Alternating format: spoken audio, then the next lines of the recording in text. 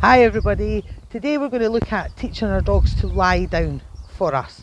Now there are two techniques you can use to achieve this. One is what we call the fold down, and this is where we take the dog from the stand position, so up on their 4 feet, and they fold back the way into the down position. So to teach them this, we're going to use luring.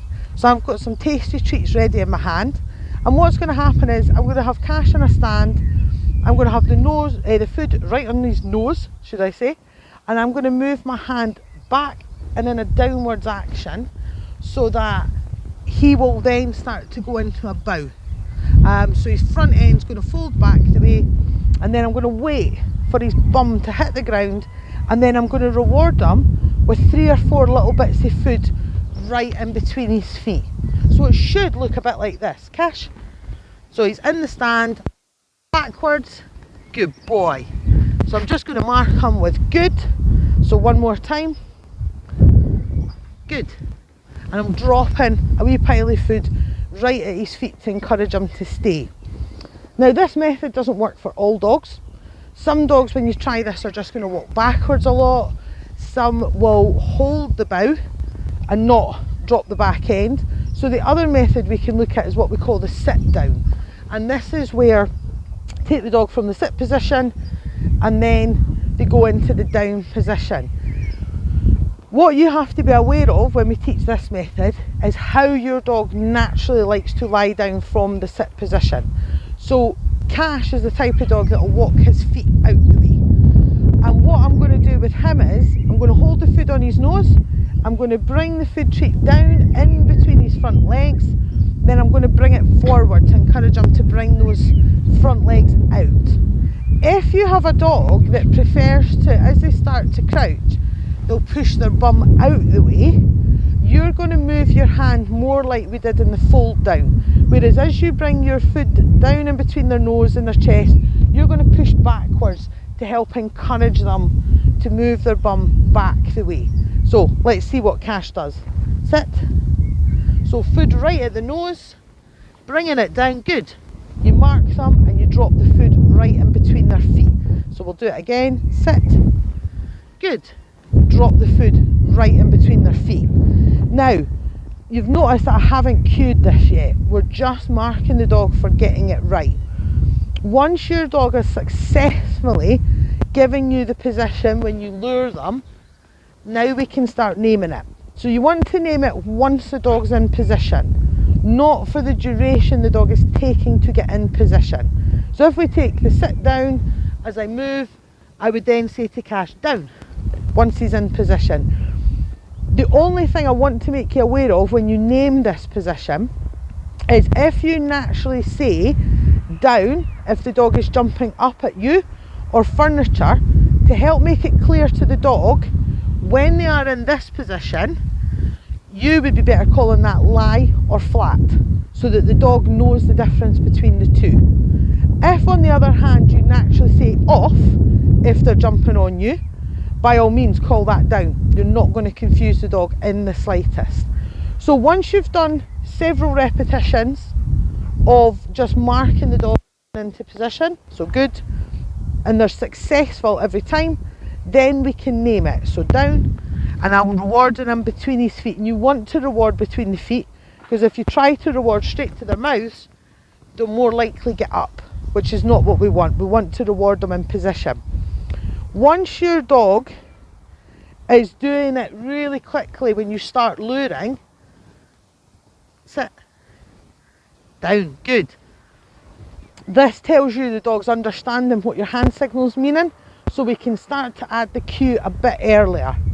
So I'm going to say the cue first, and then I'm going to move my hand down, good. Mark them and reward them in position.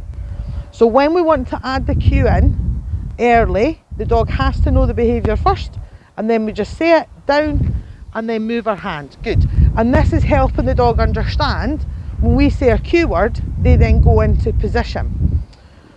Once you're at the stage where the dog knows the word, so we can just say down, and they're quite happy going into the position, we can start thinking about removing the food from our lure hand.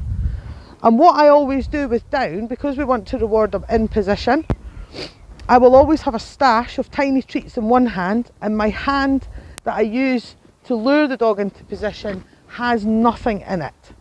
Okay, so the first one, I'm going to have food in it, down, so that I can reward them quite quickly. Then, because Cash kind of knows this, I'm going to have no food in my hand this time. But what I'm then going to do is deliver the food really quickly from my other hand in between his feet. Down. Good boy. So he's still getting his reward nice and quick. Once we're getting to this sort of stage, we then have to think about being upright. You will most likely, when you first teach this, be bending quite a lot or stooping quite a lot. We don't want to have to do that forever. So to help us get more in an upright position, you're going to have lots of tiny treats ready in your hand.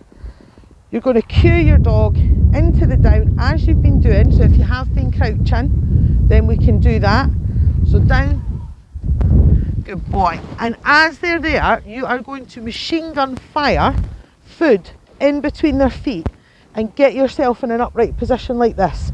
And then before your dog's had a chance to finish those treats that you've popped on the ground, you're going to drop some more while standing completely straight like this. If they get up, it's not the end of the world. Either a treat has bounced away, or maybe we've left too big a gap between rewarding the dog. Just cue them again, down, and start the game again. This one is helping the dog see you in an upright position and them being able to lie down. But also we're building on duration. So as long as we're rewarding the dog for holding position, they're understanding, oh, if I just hold this, the human's going to keep rewarding me. As your dog's getting better, you then start to increase the amount of time between rewards. Down. So I left that a bit long for Cash. He was obviously thinking I should have gone a bit faster. So your aim is you would start off like a machine gun, and then you'd start going to a treat every second, and then maybe every 2 seconds, and then every 3, and so on. So the dog understands that something will come, they just need to hold the position. So what I want you guys to practice this week, start off practicing this somewhere quiet with no distractions. So a room in the house where your dog's going to be fully concentrating on you and understanding what you're asking them to do. I want you to work on being able to get yourself upright and have it on cue, so you can say to your dog down, and they know that means to lie in this position. Once they're getting good at that, you can then move that onto the garden, where it's a little bit more distracting. There's different smells, there's different sounds, they could hear the neighbours out and about. Then when they're really good at that, then you start to take it on the road and do little bits on your walk, but don't push the dog too far. And remember, keep your training sessions short and sweet. 2 or 3 minutes is more than enough for your dog to be learning at one time. Okay, so over to you guys. Happy practicing. Get those videos up on the Facebook group so we can see how you're getting on. Bye for now.